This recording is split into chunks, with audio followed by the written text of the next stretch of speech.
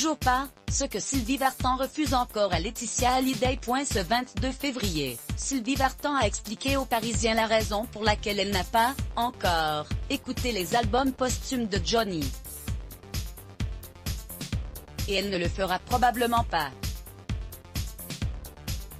Depuis que Johnny Hallyday est mort, des suites d'un cancer, de nouveaux disques de lui sont sortis dans les bacs, outre Mon pays c'est l'amour, en 2018, qu'il avait enregistré avant sa mort. Sa veuve, Laetitia, a également préparé une compilation posthume Johnny, sortie en 2019, ainsi qu'un coffret Son rêve d'américain, sorti en 2020.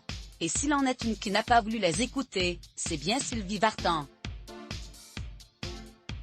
Âgée de 76 ans aujourd'hui, elle fut la première épouse du chanteur pendant 15 ans, et la maman de son fils aîné, David Hallyday. Dans les colonnes du Parisien, l'interprète de la Marquise a expliqué à propos de ses œuvres publiées à titre posthume de son ex, qu'ils sont pour moi le symbole de sa maladie, de sa détresse. C'est pas lui dans son énergie, son éclat, sa magnificence. C'est pour cela que j'ai voulu le chanter dans son soleil.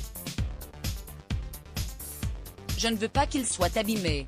Une façon de répondre aux rumeurs qu'il a dites hostiles à Laetitia Hallyday, qui n'est autre que la directrice artistique des projets, mais aussi et surtout la bénéficiaire, avec sa fille Jade et Joy, des ventes de disques, comme le stipule le testament de l'idole des jeunes. C'est ainsi qu'en août 2019, en marge de la guerre de succession qui opposait Laura Smet et David Hallyday à Laetitia Hallyday, on avait également parlé de tensions entre cette dernière et Sylvie Vartan. L'ex-femme avait expliqué à France Info à propos de la sortie de son album de reprise de Johnny, « Avec toi, je voulais lui rendre hommage dans sa beauté, dans sa genèse, dans sa fougue.